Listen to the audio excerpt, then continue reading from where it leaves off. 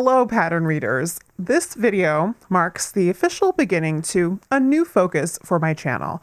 I've mentioned this in a recent channel update, but it's okay if you missed that. I'm going to explain it all in this video and start answering the eternal question, why did they change that? Anytime a book or book series is adapted into a movie or a TV series, this question is always asked and lamented.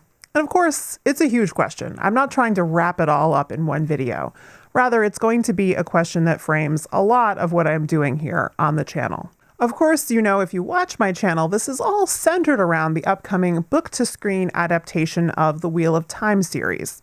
If you've found my channel and that's unfamiliar to you, have a look around, and I'll link a couple of relevant playlists in the description for you. But in one sentence, The Wheel of Time is a 14-book epic fantasy series written by the late Robert Jordan and finished by the author Brandon Sanderson, which is being adapted by Amazon Prime Video and should premiere later this year. So in trying to answer the question of what kinds of changes need to be made and why, as The Wheel of Time is being translated from book to screen, I'm going to be looking at it from multiple angles. First, as I'm already doing, covering production news from the show to look at what changes are likely being made. Going forward, I'm also going to start looking at other book-to-screen adaptations, especially in the fantasy genre, for lessons that might be applied. And I'm going to start tackling some challenging topics from the books themselves, from the perspective of how should it be adapted. For example, how should the character of Moiraine be adapted, or the Forsaken, or the romantic relationships. Today I want to start with some basics, and I want to talk especially to those fans who are really concerned about getting a faithful adaptation.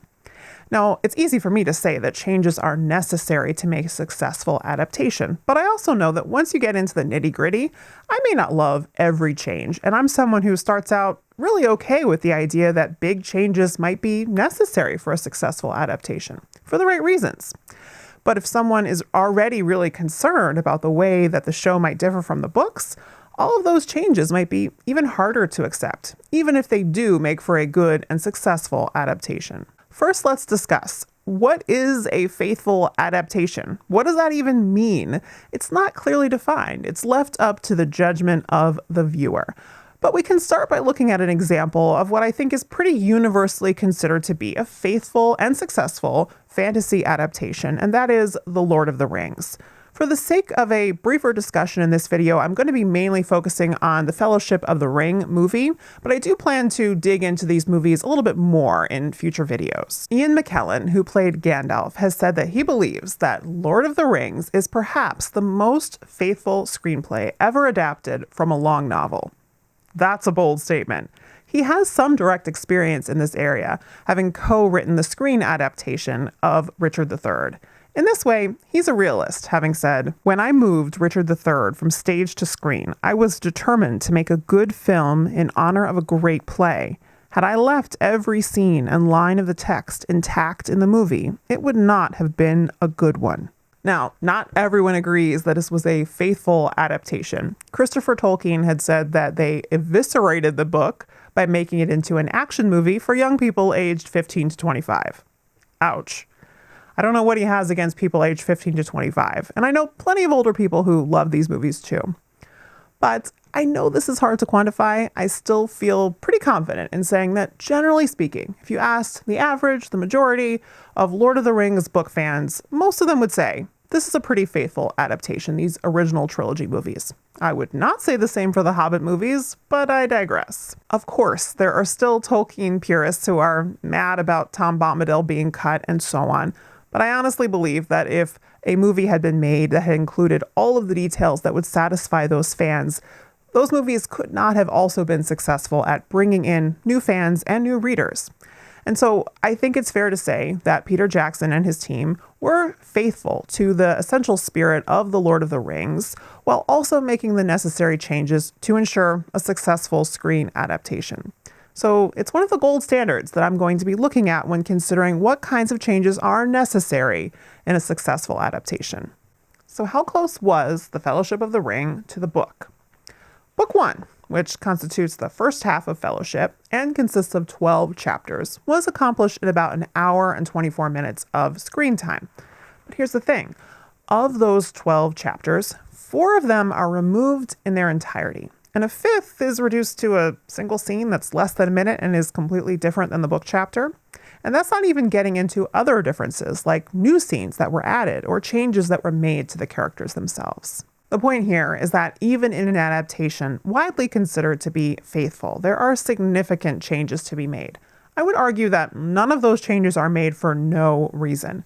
We can discuss and disagree about what reasons there were for those changes and whether they were good reasons, and even whether each change ultimately benefited the movie or not. And that's where some of the fun comes in.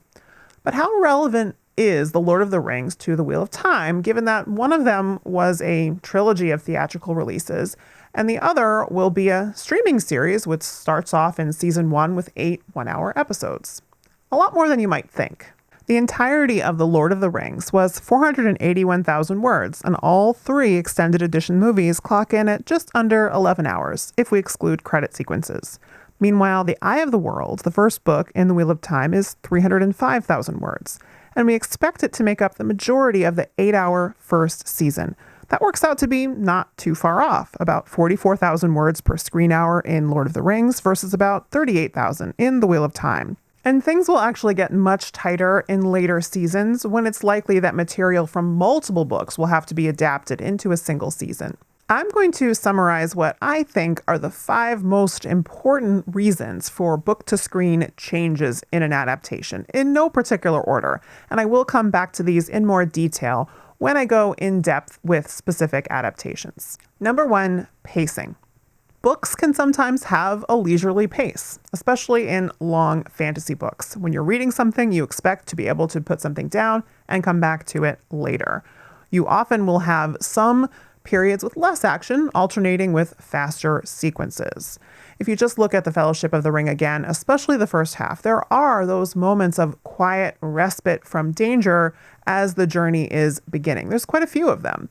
And I enjoy that more meandering pace, the chance for the characters to gradually redefine what adventure means to them and to build out the world.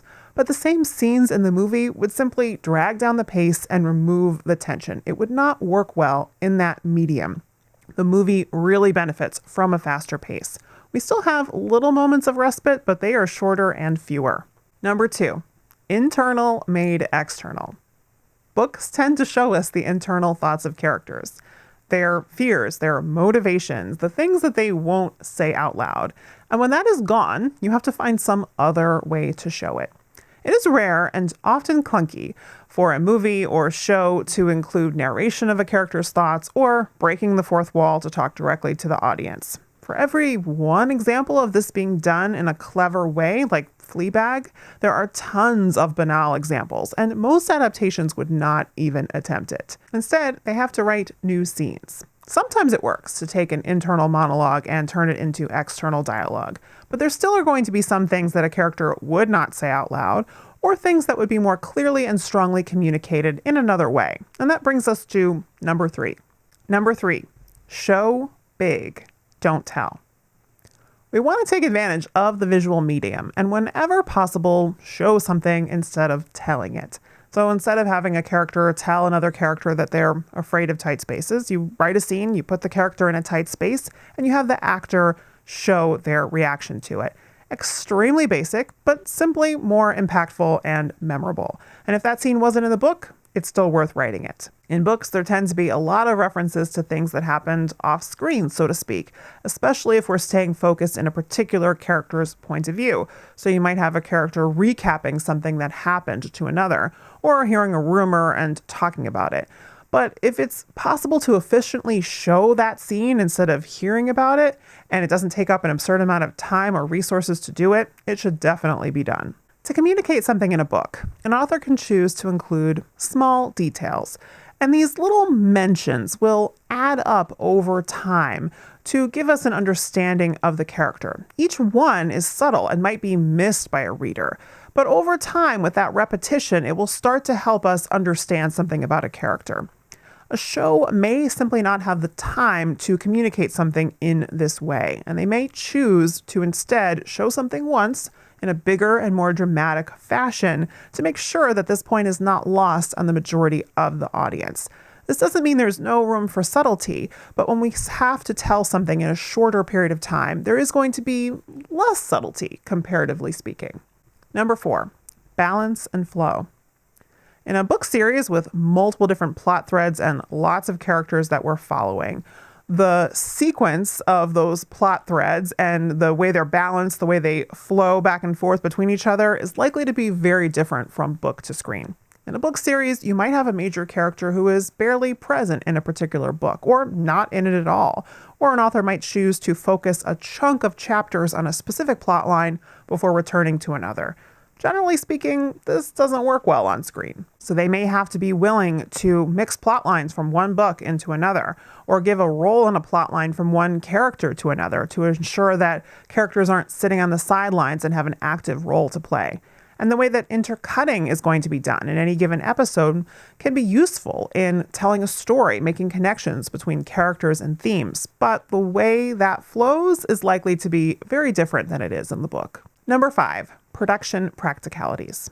A book is able to describe an unlimited number of locations, give lines to an unlimited number of characters. This is something a production cannot do. They have to decide within their budget which locations they're going to be able to bring to life, and how they're going to tell their story with a manageable cast of characters. A cast of hundreds, you'd simply never be able to differentiate each of them into individuals. Smaller characters will be cut, amalgam characters will be created that might combine multiple smaller characters into a single one. Part of this is budgetary because no one can afford to hire that many actors, and part of it is ensuring that essential characters get enough focus. And that might mean deciding, for example, that Arwen is more important than Glorfindel.